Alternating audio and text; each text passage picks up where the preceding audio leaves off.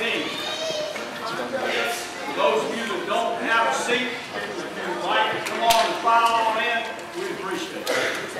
We'll ask you, you're more than welcome. There's plenty of seats.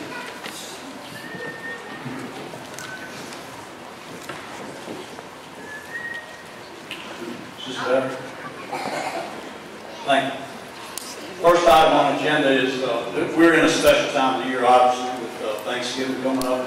If each of you would join me in a moment of silence, we all have a significant amount to be thankful for. If you look at this brand new school, all the youngsters that are going to come here have a lot to be thankful for in this school. Us as Americans and us in the city and county of Henderson, Kentucky have a lot to be thankful for, and there are a lot of other folks that are not as fortunate as we are. So if you'll join me in a moment of silence, I appreciate it.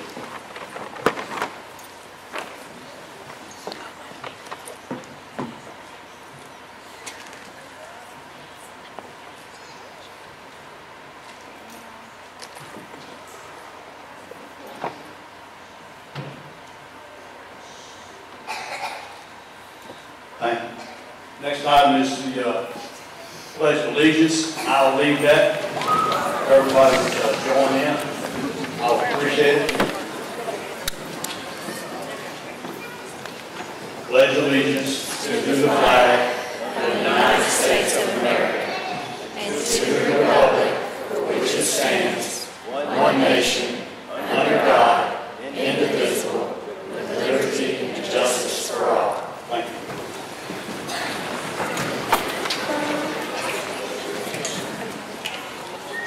Next item on our agenda is the approval of the agenda. Each of us has received the agenda before the meeting. Any questions, I'll entertain a motion that we accept the agenda as presented. The motion from Dr. Sutton, second by Ms. Williams. All in favor, signify by saying aye. Aye, vote unanimous. Next item, we'll turn over to Ms. Morgana Stanley for students and staff recognition. This is what a big deal comes in to cut those ribbons. Good evening. Thank you all very much for joining us this evening in our new Pottsville Elementary School for our ribbon cutting and for our open house. We broke ground for this school in December of 2016. So to have this event tonight and to see the much anticipated project come to fruition is truly extraordinary.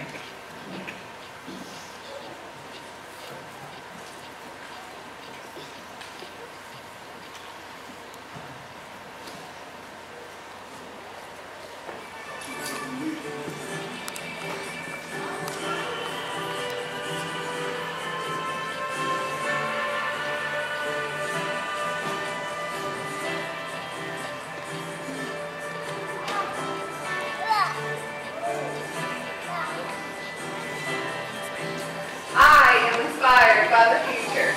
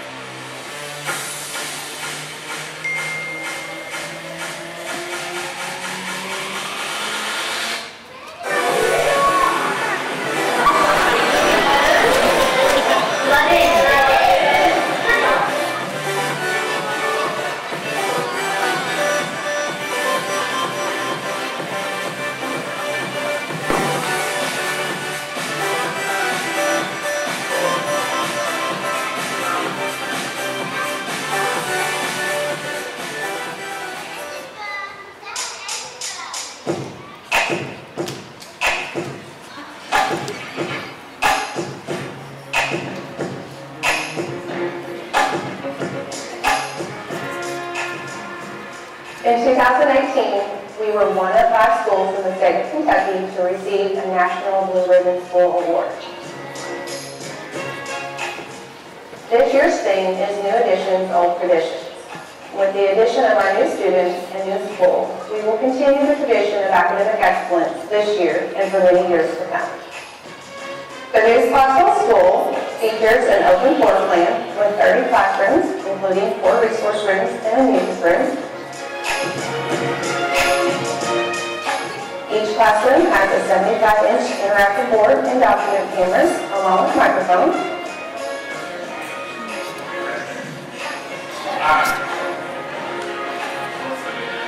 We also have a state-of-the-art media center and a gymnasium that includes a stage.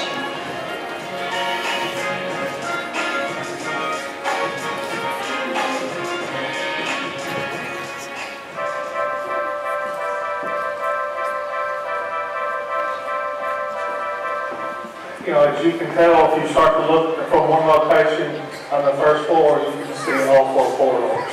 And it's very easy for one teacher to sit here and to monitor these corridors. And you don't have to step very far out of the center to have your back to it, to be able to see all 3 at one time. And so that's really a security feature for the school system, as well as an ability for the teachers to control it on a daily basis. Well, what's extraordinary about the school is what the teachers appointed and were on that building committee. They really designed the school. So there's a lot of features that people don't see from the outside that we talked about, energy consumption, energy efficiency, but just some of the simple things with remote teaching, the idea of how they want to operate the school. The classrooms have been individualized for the grade levels for the teachers. And there's 3 or 4 different designs on the classrooms based upon the grade levels. So the building is really customized for the end user. We ended up with the third space. I think it's an awesome space. And if you're a student, you're coming here, I think it's something that would excite you. We want you to be here. The colors were selected by the principal and the building committee. Work on the 3rd floor, which is the mechanical mezzanine for the facility. As you can see, we have a lot of water source heat pumps up here. This system is a geothermal well-built system, which means that we're taking the Earth's energy and converting it to heat or to cooling. The pipes above my head bring the water into the building, distribute it to the units, and then take the water back out of the building and out into the ground. And we use heat transfer to change the temperature of that water, and therefore we heat and cool the building. All the lights in the facility are LED lights, which are very efficient.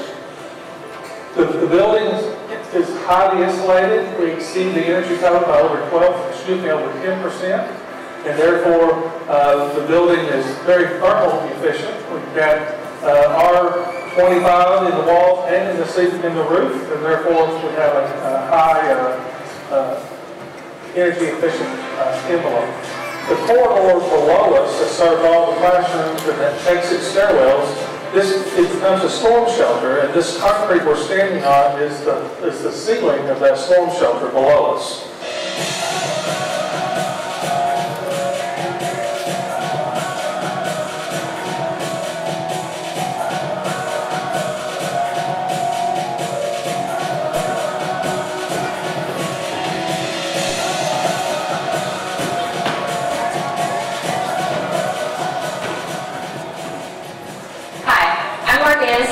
Superintendent of Henderson County Schools, and I want to take this opportunity to thank our community for investing in excellence, investing in the Pottsville Elementary School. Investing in excellence allows the Henderson County Schools to obtain its mission statement, which is to provide extraordinary educational opportunities for every student.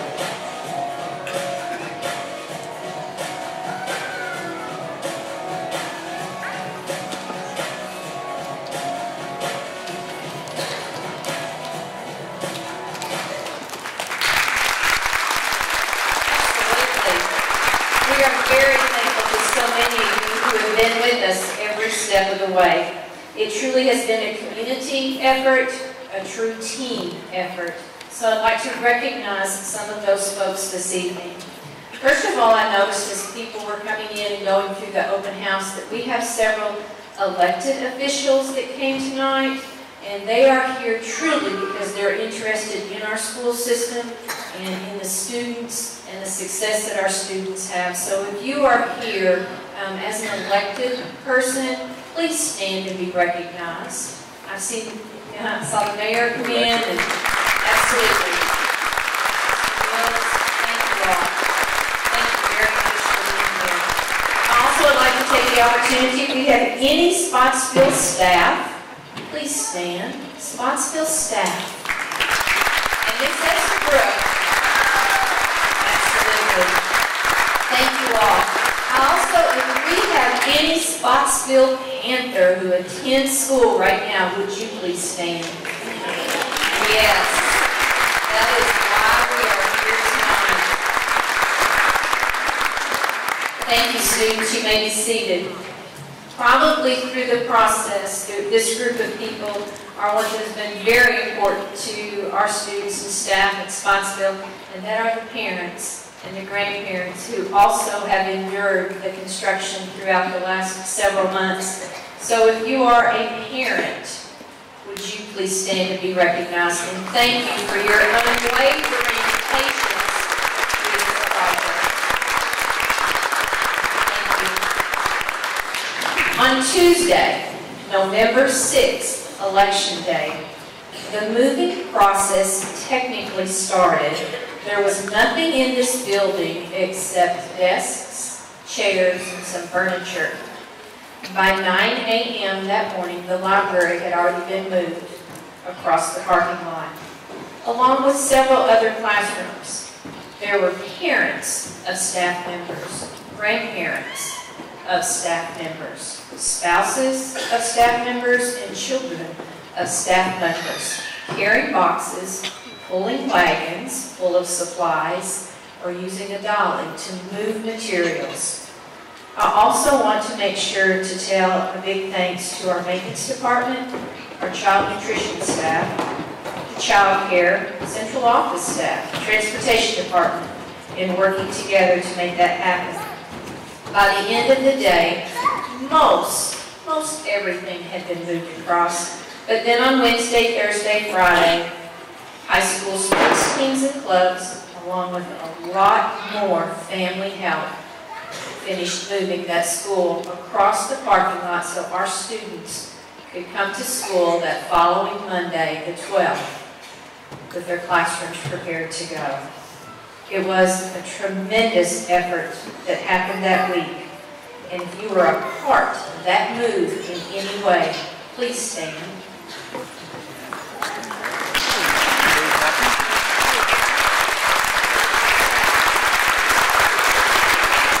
Thank you all so much, and to the staff members for the hours that you gave through those 6 days to make that happen. I'd also like to recognize the following members who they would please come forward and join me down here at Mid-Court at the Panther Park. We're going to do an official ribbon cutting at this time. We're going to do 2 ribbon cuttings tonight because it's a very special event. But we're going to start kind of with the official ribbon cutting. So if I could get Megan, Mortis, and Cindy to come and join me. And then as I call your names, come and join us out here at center stage, center court. Lisa Baird, Mike Waller, Tracy Williams, Sally Sugg, Wes Smith, our board attorney, Beth Bird, Robin Newton, our secretary to the board. Come and join us. Along with our architects who designed our building, as it was mentioned on the video, with lots of staff committee input, RBS Design, Craig Thomas. Please come join us, and Kyle Abney.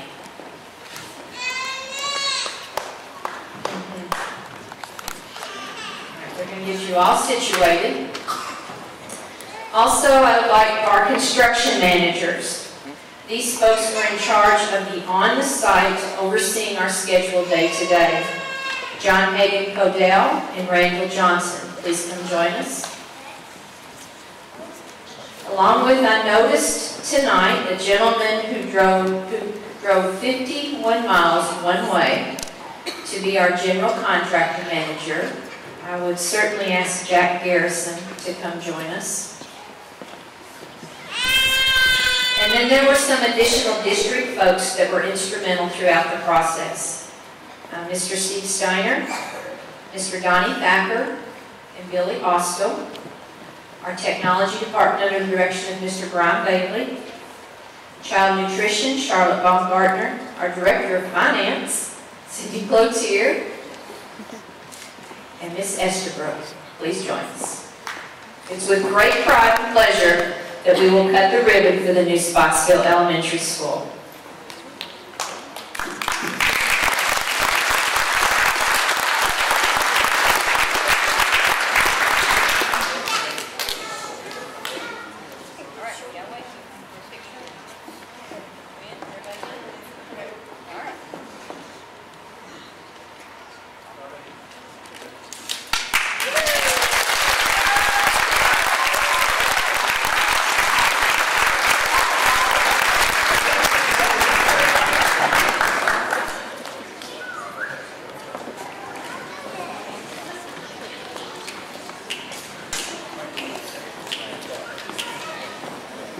Now, of course, we have to have a second ribbon cutting tonight.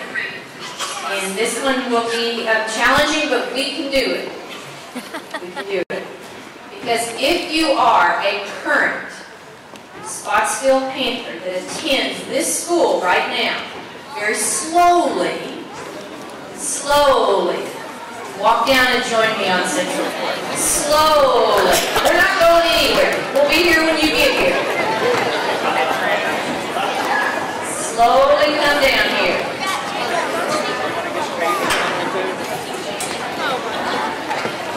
You got to be between Mr. Steiner and Miss Morris. Everybody kind of scrunch in.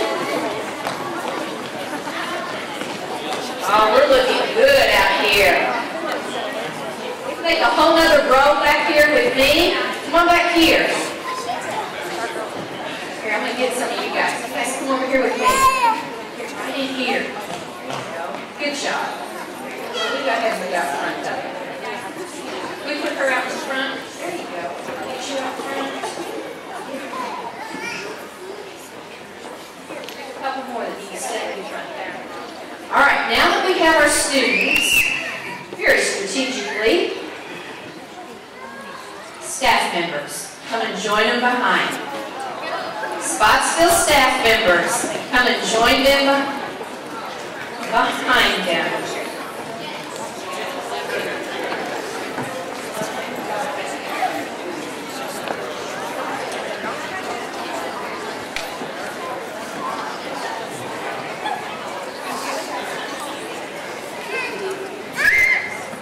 Oh, and the Panther, yes, Panther.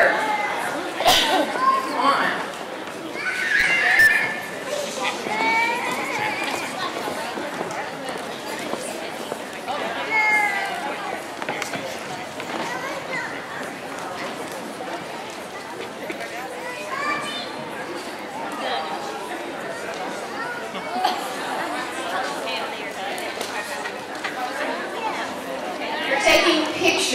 Right here, so everyone look at Ms. Ginger Carter, Mr. Stephen Johnson, and when we finish, everybody has to stay.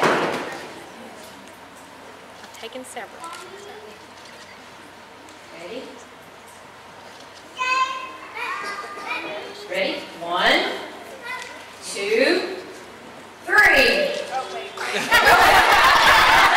We'll try again. We're ready. 1, 2, 3.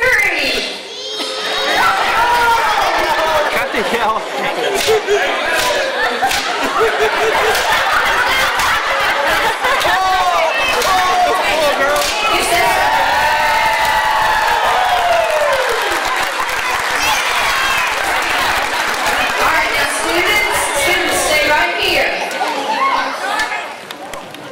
Right here, because it's really important everyone in the bleachers and our board members, who I know you kind of hard to see them at this point, but this next recognition also highlights Pottsville Elementary School. The National Blue Ribbon School Program recognizes public and private elementary, middle, and high schools based on their overall academic achievement or their progress in closing achievement gaps among their subgroups. Every year, the United States Department of Education seeks out and celebrates great American schools, schools that demonstrate that all students can achieve. They are one. Pottsville Elementary is one of 5 schools across the state of Kentucky that received the status of a Blue Ribbon School for 2018. For the Henderson County schools, this will be our 2nd school to receive Blue Ribbon status. East Heights received it in 2009. The National Blue Ribbon School Award affirms the hard work of students and staff members, educators, families, and the Pottsville community in creating safe and welcoming schools where kids master challenging content. The National Blue Ribbon School flag graces an entry or flying overhead is widely recognized for exemplary teaching and learning. And if you all can see over here to our left, they have their blue ribbon flag flying. Ms. Estabrook and I were notified a year ago that Pottsville had been nominated. And then she ferociously started to put together a 20-page application to submit. We had to wait to see what the fall test scores would look like, and they needed to be reviewed. Last week, Ms. Sarah Estabrook, Ms. Christy Baxter, 3rd grade teacher, and Ms. Nancy Gibson traveled to Washington, D.C. to participate in the National Blue Ribbon School Award ceremony. And they brought home the beautiful plaque that Ms. Estabrook has with her down front display. They will place that in the school's trophy case with a lot of pride, with a lot of hard work went into it. Could I please ask Ms. Nancy Gibson and Joe Swanson to come join us on the floor for a picture as we congratulate Pottsville students and staff on their status of a Blue Ribbon School.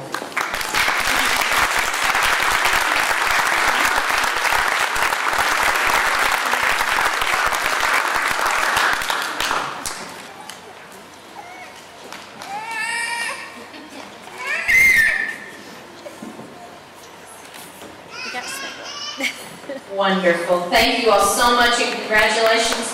One of 5 schools across the state of Kentucky. Outstanding. Congratulations, students and staff. Students, you may very carefully get back to your seat. Carefully.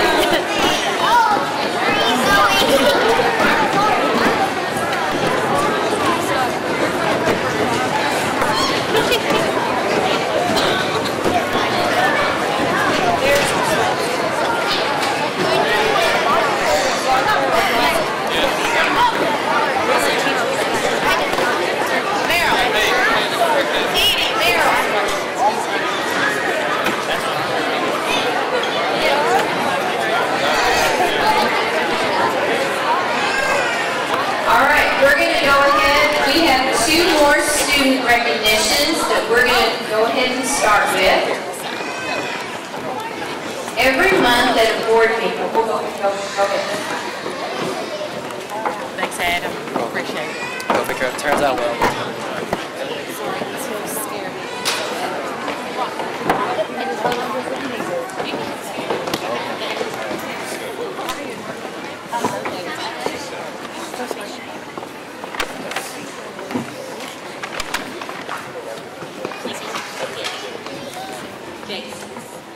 Every month at a board meeting, we always recognize a Judge's Scholar.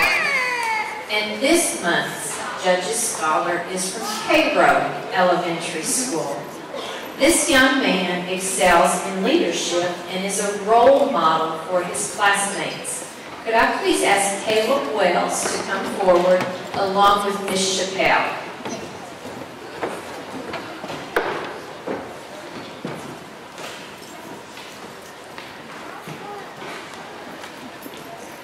So Caleb, tell me a little bit about yourself. What grade are you in? 5th grade. I'm in 5th grade. And did you bring someone with you tonight? I brought my mom. Wonderful. What's your mom's name? Tisa. Tisa. Thank you for being with us tonight. And we're going to have Ms. Chappelle tell us a little more about Caleb and why he was selected for Judge's Scholar. All right, what an honor to get to be here tonight to speak to you all just a few moments about one of our finest K-Row leaders, Mr. Caleb Wells. Caleb, as Ms. Stanley said, is a tremendous role model in our building. He excels both academically and behaviorally and sets a positive example for all of our K-Row leaders. As Caleb and I were talking a few moments ago, he very quickly reminded me, Ms. Chappelle, I have been Leader of the Month every year since I was in kindergarten at K-Row, which is a tremendous honor. Caleb is also a member of the K-Row academic team, but he does not just compete on one of the teams. He competes on all three teams. He's on the future problem-solving team, the written assessment team, and the quick for that as well. So preparing for this evening, I was looking at a few leadership quotes, Caleb, and I found one that I think suits Caleb Wells perfectly. It says, leaders think and talk about solutions. Followers think and talk about problems. Our Caleb Wells is very much of a forward thinker. He is very innovative in his ways of doing and ways of thinking and sets that great innovative example for all of our K-Row leaders. So we are very thankful, grateful, and blessed to have Mr. Caleb Wells as part of our K-Row team. So congratulations, Caleb. We have given Caleb a medal of excellence that he can wear proudly. Hopefully you get to school tomorrow if you'd like to. Okay.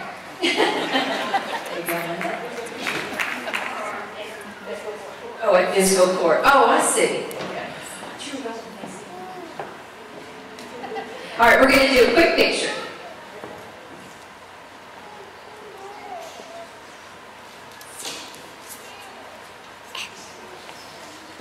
I tell you what, I bet that there's a gentleman right over here that you're going to meet tomorrow, and I'll introduce him to you. Right here, Mr. Steve Gold. You'll see him. Thank you for being here. All right, we have one more student recognition, and that is an outstanding high school student and athlete. Maddie Griggs has become a household name to many of us. Maddie Griggs, on down. She has had a successful soccer career at Henderson County High School with this relentless ability of hers to hit that soccer ball in the goal. And towards the end of her senior year, she has now broke the state record for the number of goals scored on one player. And we're going to let you tell us a little bit about that. And she has set the new state record as well. Well, being very much involved in her athletics, she also has maintained a 4.0 grade point average. So tonight, we want to award you the Medal of Excellence and wish you very well at Murray. I think you had your signing today. And so tell us a little bit about your state record now and what do you plan to do when you get to Murray?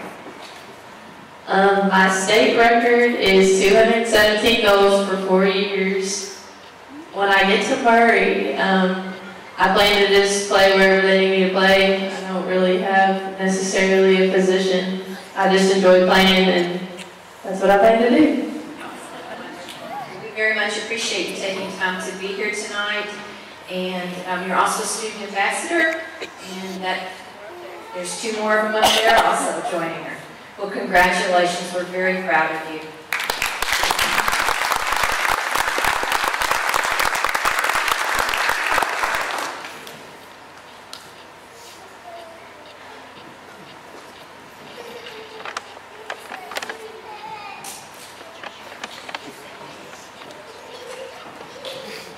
Mr. Waller, this concludes our student staff recognition. We're going to continue with our regular board meeting.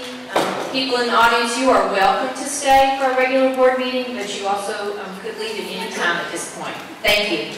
Thank you, Morgana. I would like to recognize Maggie Benson from Jackson Hall. If you'll please stand. Maggie Benson from Jackson Hall, if you'll please stand to be recognized as the Henderson County High School student ambassador. With Maddie Griggs, you're also a student ambassador. we'd like to recognize you both for your outstanding achievement and activities with Green Council. This is the, as Mark Anna said, those of you that are on to leave, this is our student staff recognition. This is the part of our agenda where we would have public participation for any item that may not be on the agenda that you would like to address the board. If you would have submitted the form, we'll recognize you for a few minutes. So we haven't had anybody that want to do that, so we'll move right along with our agenda, and that would be approve the minutes from our prior meeting. We had those minutes in advance. Are there any questions or changes to the minutes? If not, I would entertain a motion to accept the minutes as presented, please. Have a motion from Ms. Williams. Second from Mr. Smith. All those in favor signify by saying aye, please. Aye. The vote is unanimous. And the next item would be in Pottsville Elementary School update. Got a pretty good update so far. Mr. John Hayden Codell.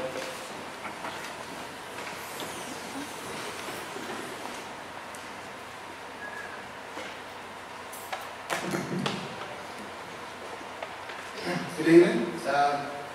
I'll be short and sweet. We're not quite finished with the full project just yet. Plan is over the next 2 weeks or so to complete the punch list work inside the new school. Currently, the removal of all the salvageable material next door is going on. So as soon as all that is removed, the demolition will begin. That's currently scheduled to start December the 3rd. So we're anticipating about 3 to 4 week time to get the building down, get the grade work completed, and the temporary drives in place. So the goal is to, when the students return from Christmas break, the demolition will be complete, the site will be leveled out, we'll have our temporary drives in place. Assuming all the weather cooperates and all those well. But we're anxiously ready to start that portion of the project and start wrapping up. Any questions? Expect the weather to just cooperate, like it has since last year. Right, it happened, yes. Okay, thank you. Next item would be approving a change order as presented. Should have 2 change orders tonight. It's a net cost, net zero cost to the board, I should say. One is an add to a contractor for performing some additional painting work in the gym, actually, for some staining on the ceiling. There's an offsetting credit to the contractor that caused the staining, so it's a zero cost to the board, just taking some money from one contract added to the other. Entertain a motion to approve this change order, please. Motion by Ms. Williams. That's the easy one, right? Second by Dr. Sugg. All those in favor signify by saying aye, please. Aye. Vote unanimous. Thank you, sir. Next item on the agenda is an update on the Henderson Elementary School. Sure. We have met with our paper, the architects, 4 or 5 times. We have executed all the contracts. They've been approved for both the parking lot and the new school. We're in the schematic design phase, and I did share with you in your packet a couple options that they gave us, and just to show that they're responding to some of the requests of what we would like the building to look like. We just met on Friday of last week where they even walked through the building here to, again, listen to what we're looking for. I did ask them that starting in December that they start to give a monthly update to the board and present us with a timeline moving forward. And so they're prepared to do that. But I just wanted to share with you that we have been working on the Jefferson project, and we're even talking about car rider line, bus rider line, types of roof, types of HVAC. They've taken some very thorough approaches to ask us exactly, not really what you want, but the systems in place that we're accustomed to. So they will start giving us updates monthly starting December. Thank you very much. Any questions, Superintendent? Okay, we'll move to the next item, that would be the Henderson County High School Athletic Report from Mr. Corson.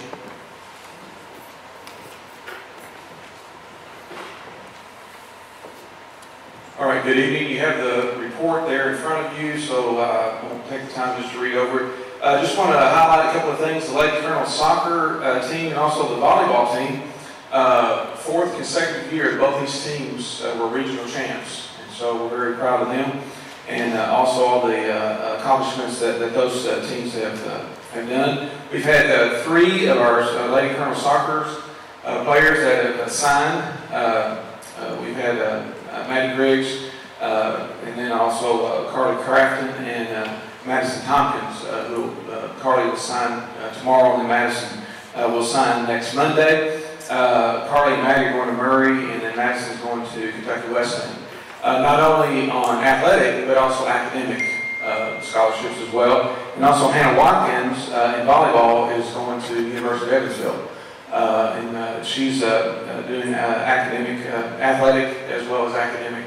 So not only are they excellent on the court and in the field, but also in the classroom. And that's a testament to all of our student athletes. There you see where our Colonel Soccer was a regional runner-up. Cross country had 1 qualified for state. Football finished district runner-up and then lost in the second round. And then also our cheerleading squads, our game day squad, also our competition squad, qualified for state and for nationals. They'll be coming up in the next several months. And then our dance team competed in regionals this past weekend, and they qualified for state both hip hop and pom. So just a great accomplishments there. Our winter sports competition has begun. I believe y'all were sent a copy of the schedules that are out. Also on our facility update, we've got new sound systems at our soccer field and also our football stadium. Softball field, we're waiting for that new sound system to be installed. Also the new scoreboards for soccer and baseball have been delivered. Just waiting for maintenance to working into their schedule to get those installed. And then also we're just waiting on some more pricing on LED lights for our soccer field in order to bring them up into KHSA compliance in order to host regional and semi-state postseason tournaments. All right. Any Can I questions? share something with the board, Chairperson? Mr. Corsi, I received a letter from Hugh McReynolds, the Executive Director of Kentucky High School Athletic Director Association. And it says, "Dear Superintendent Stanley," and I won't read it all, board members, but it says, part of it says, "Jeff Corsi, your Athletic Director at Henderson County High School, has successfully completed the process to the title, the Certified Athletic Administrator. The certification program, which is administered by the National Interscholastic Athletic Administrators Association, identifies those administrators nationally who demonstrate exemplary knowledge, contributions, and ongoing professional development in the field of interscholastic athletic administration. This is a voluntary certification process. And Mr. Corsi, I'd just like to congratulate you on completing this certification. It truly is a notable professional accomplishment, and want to say thank you and publicly let the board know that that you have received this certification. Thank you. Thank you.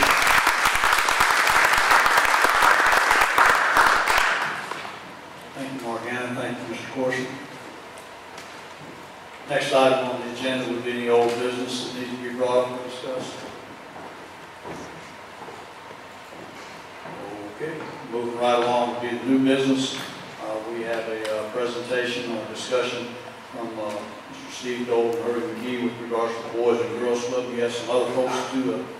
We brought a whole crew. Yeah, I see you got a pro crew. So all of you get 2.5 to 3 minutes. How many? We're still going to respect everybody's time. You got all the time. We don't want more. This is one of the most admirable situations that I've seen out of Owensboro, and I was really pleased that some other folks, I'm sure, in town that it's moving into the Henderson area. And I We appreciate are super excited about this and think that it has the potential to be a real game changer for Henderson County's kids.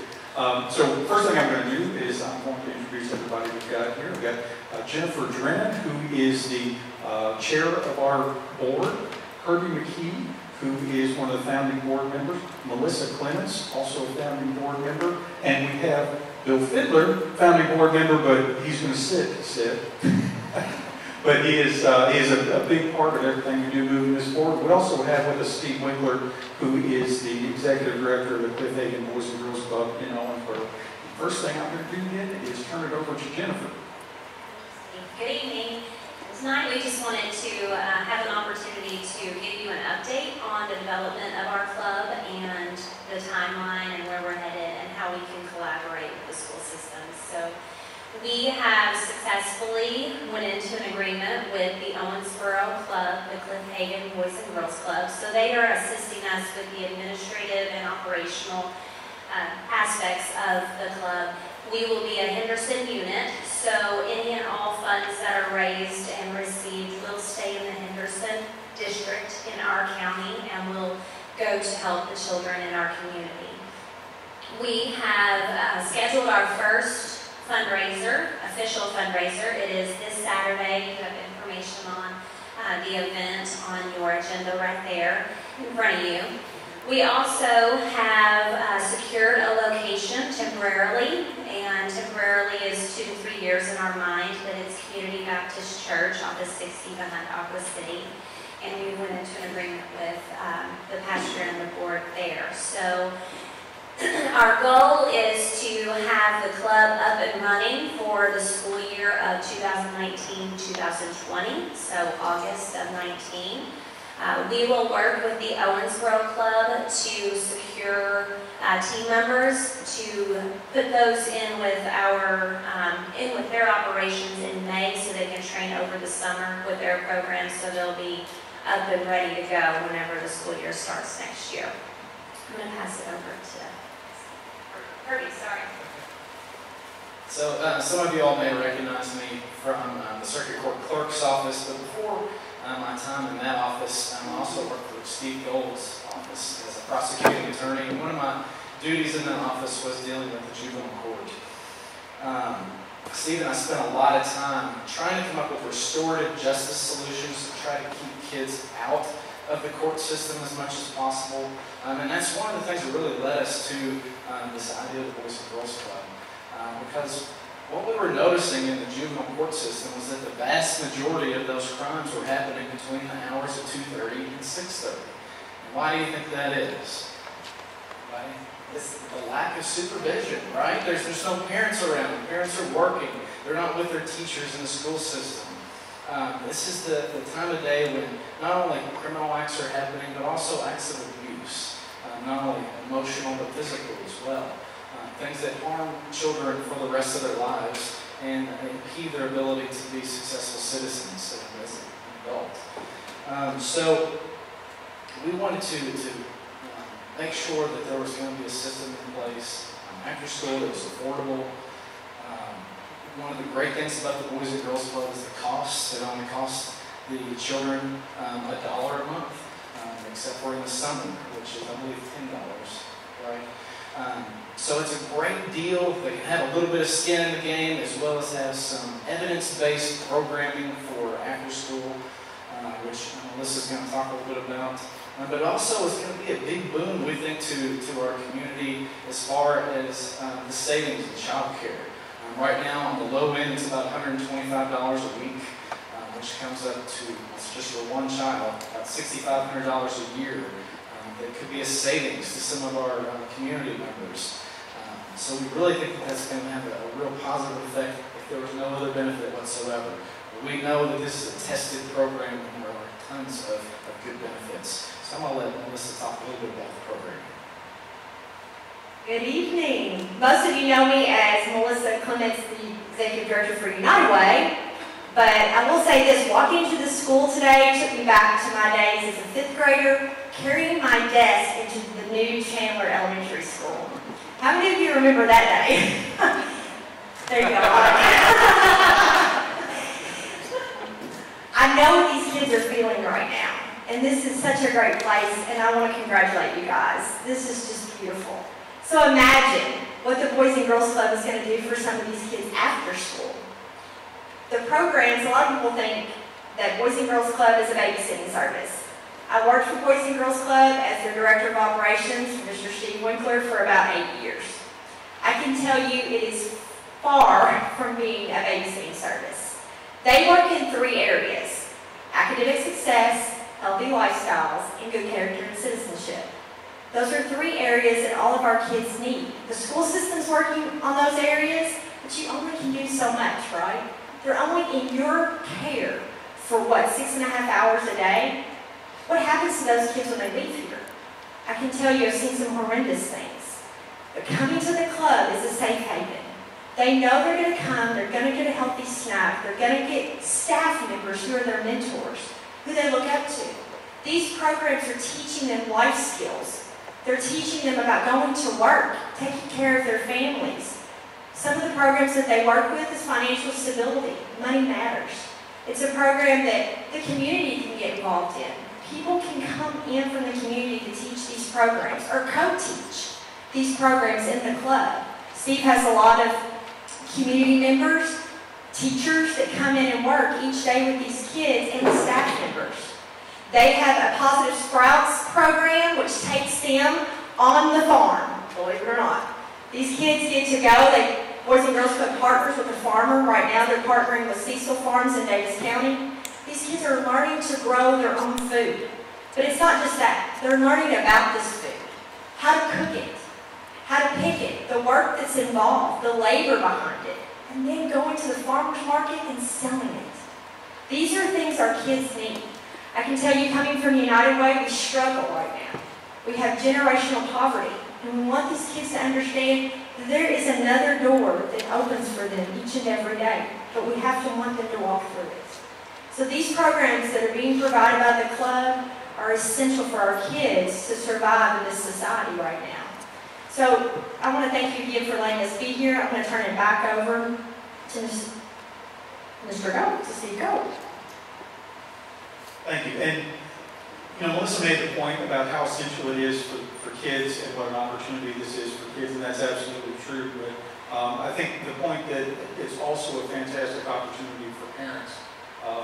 So often we run into parents who child care is a barrier to them working sometimes. So the idea of erasing that and saying, hey, it's $1 a month, we've got this. We've got a safe place for your children to go where they're going to have academic mentoring, they're going to have citizenship mentoring.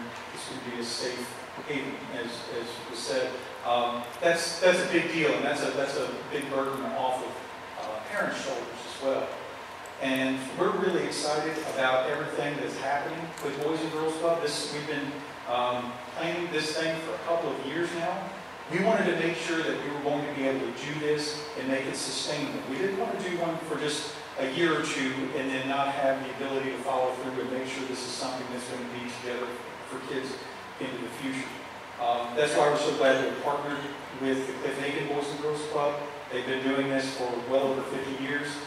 They've got it, they've figured it out, they know what works, the administrative side of things, so we're excited about having a partnership like that.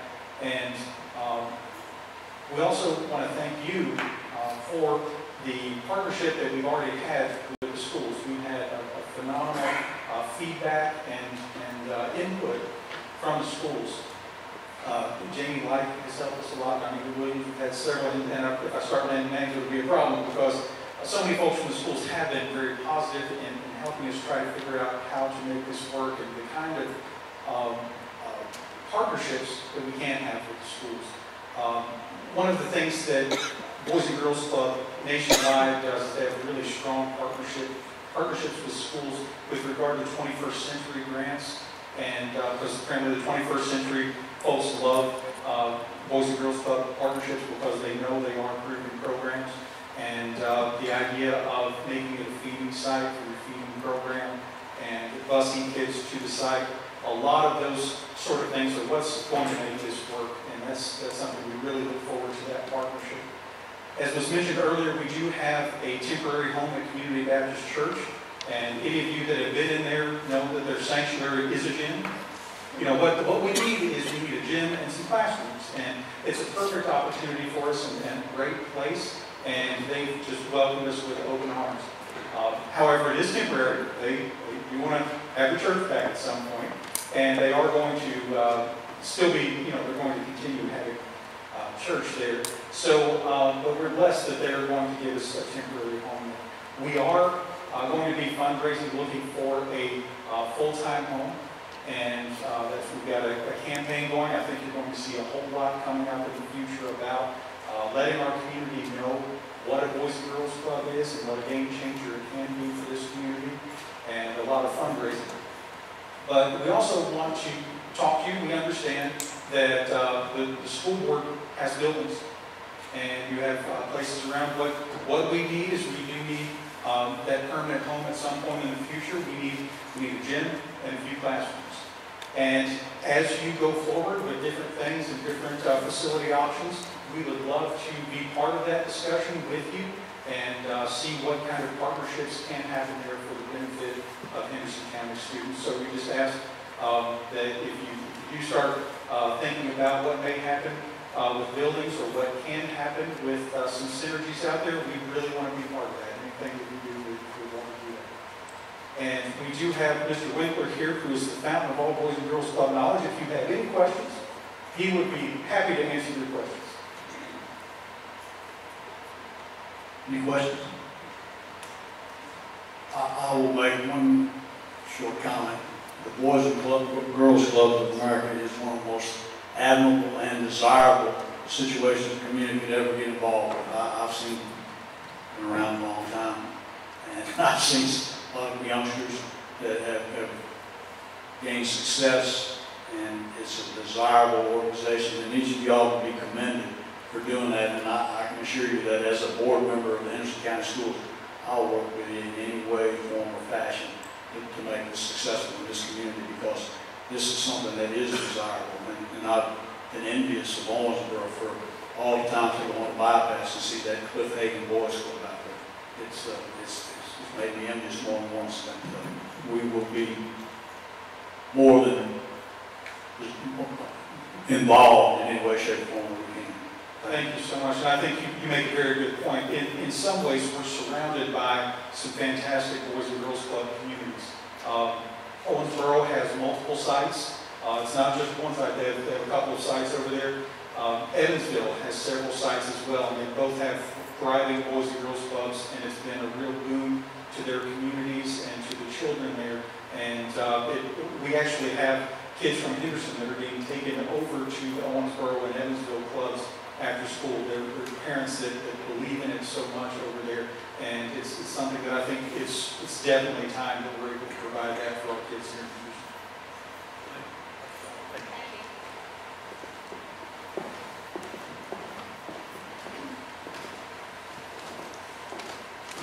Next item on the agenda is Mr. Thompson, Mr. Corsi, with regards to the Henderson County High School wrestling program. There's no button on this one. Everything else is nice, but a button. Good evening. Within your packet, you have a letter that was written by myself and Mr. Corsi about ACHS Wrestling. Currently is operating as a club, and I'm not going to read to you, but we are asking this evening for your blessing and as a formal request to consider Henderson County High School Wrestling moving it from a club sport to a sanctioned KHSAA sport. And I have any information or any questions that you might have about that. Okay, we have a request from Mr. Thompson. I'm sure you would support that recommendation, Morgana, and a motion to accept the recommendation and request from Dr. Sutter. Any questions, discussion, comments, please? And how about a second? Can I say one thing before I go second? Did we have this years ago? Yes, it was in the high school. Well, it was before my time. It was 1977. Right. It was the last time they had an official athletic wrestling program that was sanctioned by the KHSAA. Do you have, and I read, but do you have faith and strong commitment from your staff? Yes. We had tried this before as a club, and we didn't have the coaching that was available? We actually have 4 volunteer coaches that are not being paid, and they're coming out, they're working hard. Actually, Jackson, since football was over with, came out and wrestled and been talking to them. They're all in love with it. Currently, we have 35 students total, 14 at the high school, 21 at both of the middle schools participating. They have 12 meets scheduled, 3 strictly for middle school, 9 for varsity and JV at the high school. And they're practicing at Central each afternoon. Okay, we have a motion, Dr. Suggs, second for Ms. Williams. Other questions or comments? Yes, ma'am. I just wanted to share with the board also that Mr. Thompson and I have talked several times about this topic, and that they understand from the high school that through managing and upkeeping this sport, that they are willing financially to take that on as well, because it benefits the kids. And so we've talked about several aspects: transportation, parent supervision, and even though it's operating as a club, he has already put those tight restrictions for safety and security and all of those things on it. So.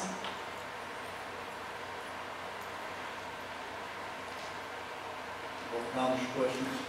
So, all those in favor, signify by saying aye, please.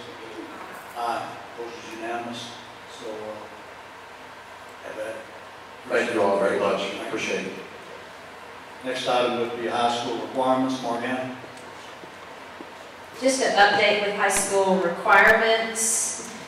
As you know, it has currently been passed the first time by the Kentucky Board of Education, and it will have its second reading in their December meeting. Changes that Mr. Thompson and his staff have been working diligently on to understand is the change in the coursework for financial literacy to be added in 2021.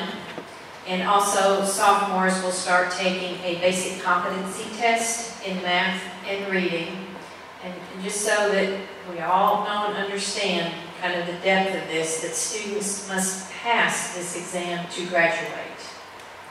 Very much like the civics test that they have given to us. And the third item that I listed on the memo, that is the one that we've had many conversations about, is the one that says every student, there's no exemptions, every student must be college or career ready.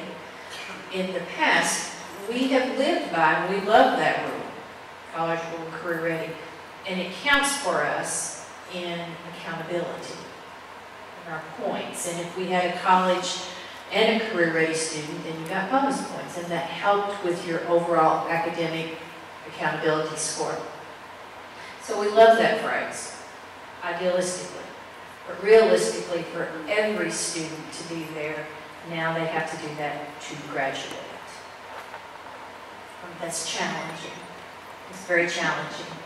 And so we've posed lots of questions, and I just want you all to be aware that there's been lots of conversations at the middle school about what kind of course offerings do we need to extend, what kind of resources does the high school need for all students to be successful in those areas.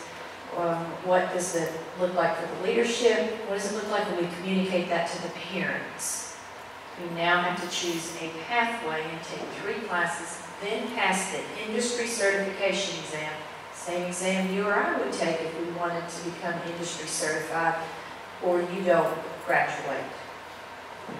I hope that by December's board meeting, we will know if the Kentucky Board of Education did pass that with a second reading to stamp it official, and I feel like we will be able to have some dialogue with you as to what those plans will look like at the high school moving forward. Kind of puts us in a tight pinch because Mr. Thompson and his staff starts to schedule 2,000 students in January and February. And so I just wanted you to know that even Ms. Swanson's working very diligently to answer many of these questions that we have. What do we do with students? Here's an example. What do we do with students who come to us as a junior? Just a couple weeks ago, we had students that were victims of Hurricane Michael, and they have relatives in Henderson. So they landed in Henderson. They're juniors. and they literally do not have enough time to take 3 classes in the CTE class and pass industry certification to graduate in a year and a half. So it's items like that we're trying to iron out, the individual student cases and scenarios. So just wanted to give you a little update that they are diligently working. They're working with the district office. And at the December board meeting, we should have some final plans and final answers from the Kentucky Board of Education if they pass that. Thank you for the update. Questions? Hello. Sorry, Yes, it's not a question, but it's a statement. I apologize. There's a Ford truck that needs to be moved. Someone is blocked in, so if anybody in here will close their eyes if anybody's got a Ford truck, if you can, I'm not sure. Yeah, I know. Not too many people want me to have a Ford truck. No, just kidding. Thank you. Sorry. Okay, the next item on the agenda is probably my fault. Council's format. I'm sorry. I was just asked a couple of questions. I was asking the question at our last council meetings last year. It was just that they were different than what I had seen in the past. And when we had several schools in one area, and there was a lot of discussion and talking. My only comment was the venue and the noise and stuff. It was just, if that's the way we want to do it, everybody's comfortable with it, I'm fine. All right? I'm easy to go on and flexible. And it was asked of me whether we should have more of a formal presentation, and I'm just comfortable with what the councils are comfortable with and this board's comfortable with. I don't ask other questions. I'm kind of like you on the movement and the noise. I would like to see more of a formal presentation like the Arizona Council used to do. That's just kind of my idea. Well, my fear though in that is that it would be a grill session for the councils. The council, and I would never want that to happen, and I wouldn't want us to be putting a group of people up and then grilling them with regards to direction, activities, what they're going to do here. That is more of a report on what is going on. That's what I like about it, is it's a report of what they're doing and how they're handling that which is the direction of the councils and which is charged of the councils. But I'm not in any way advocating that we change anything or do anything different. I just want to discuss it. Can we do it where we have presentations during our board meetings and have the senator pose those questions like we've done in the past, and then instead of having a big night, have schools present during board meetings? What I would recommend, and this is what I mean, in my just thoughts, I haven't shared it with anybody, I might have shared with Mariana, that Mariana would discuss with the principals how they would feel most comfortable in having what we would consider the council of councils and how it could be presented, whether it be in a board meeting, whether it be a formal presentation, then just get back with us on how that, because it's the time for the councils to present to this board and for us to understand what their needs are, so we can determine resources. So that's what I'm trying to do. Date when she can, when the council meeting would be, I'm not sure that there has been one. Not when it has to be, but it has to be, well, we already scheduled next Monday and Tuesday, 26th and 27th. As we look back, the date that we always try to hit was when the district improvement plan was Mm-hmm. the councils, as long as it's presented to the board. So we could do, what you said, we could do a couple at every board meeting, just every month. There's a couple schools that are presenting their progress. They're comfortable with that, that's fine. I mean, I would like to come back with this time and do it. That's in the big meeting room and go at it. So we I'd like to comment on that. I've seen that, and I've participated as a principal in another district when it was done that way. And even though maybe our school's night was February, you still had a calendar year to talk about your scores. Other schools, their night may be May, it may be June, but you kept that same month every year. And that seemed to work in that district because they knew when they went into the report that they were either reporting on old scores and what they did to correct them, or they were reporting on new scores they just got. So it really did work. I really like the familiarity, though, that the board has with the principals and the councils in the other formats. So depending on which way you go, there's pros and cons. I also think it might be important to see what Ms. White thinks, because she may take information from those councils meetings to work on the district improvement plan. So pros and cons, but I've seen that work very well. I can appreciate all of them. My attention span was short.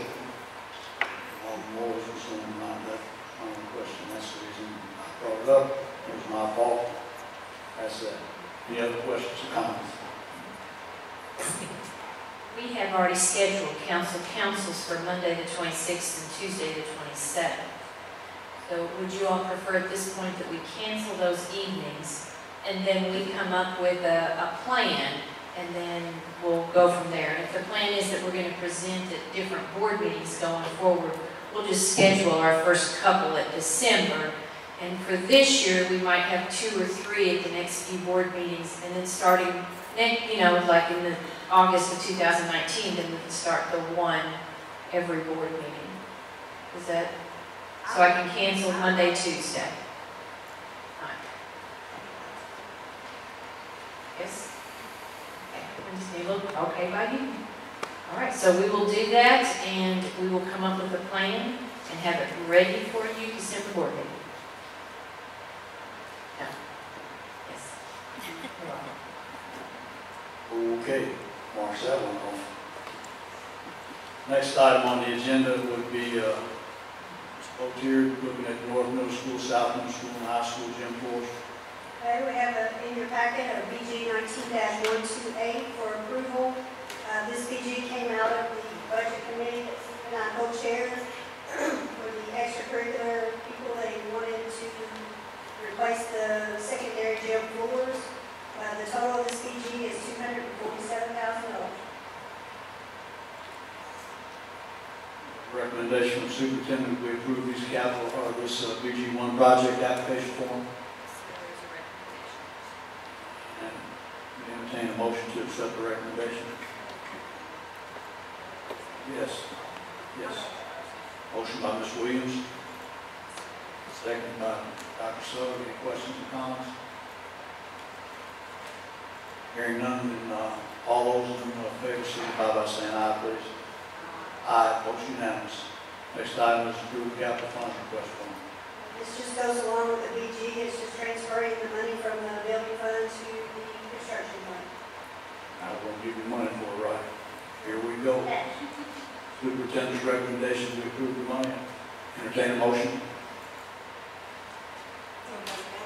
And that's a motion, Dr. Sugg. And I guess with Tracy's twirling, that indicates a second. Okay, well, she seconds that. All those, any questions about it? All those in favor, signify by saying aye, please. Aye, vote unanimous. Next item is the consent agenda. We have 10 items on the consent agenda. We received that before the meeting. Is there any questions or anything that needs to be discussed? I entertain a motion to accept the consent agenda as presented, please. Motion by Ms. Williams. Second by Mr. West Smith. Any questions? Oh, consent agenda, excuse me. All those in favor, signify by saying aye, please. Aye. Vote unanimous. Next item would be the treasurer's report. Okay, the treasurer's report for the month of October includes total receipts of $4,265,922. total expenses of $5,993,571 for a net decrease in all funds of $1,727,648. Questions? Chairman Waller, members of the board, I respectfully request your approval of the treasurer's report as presented tonight by Cindy Cloutier. Superintendent's recommendation, accept the treasurer's report as presented. Entertain a motion, please. I'll make that motion. Motion by Ms. Williams, second by Mr. Smith. All those, or any questions? All those in favor, signify by saying aye. Aye. Vote unanimous. Next item is pay the bills. And pay warrant report covers the period of October 23rd through November 19th. It includes total paid warrants of $4,427,625.91. Any questions on the paid warrant report? Okay, we received the packet. Any questions? Chairman Waller, members of the board, I respectfully request your approval of the paid warrant report as presented tonight by Cindy Cloutier. Superintendent's recommendation, accept the pay warrant report as presented. Any questions or comments? Entertain a motion. I'll make that motion. Ms. Williams, Lisa says pay the bill. pay the bills. Second. Dr. Sugg, all those in favor signify by saying aye, please. Vote unanimous. Next item would be personnel actions. We received those in our packets. Please let the minutes reflect that we had a chance to review those. Thank you. Next item would be an executive session pursuant to KRS 61.8101F. Make a motion, we move into executive session, please. Motion by Ms. Williams, second by Mr. Smith. All those in favor signify by saying aye. Aye, vote unanimous. We'll move into executive session. Those of you that would be part of that, please leave. We're going.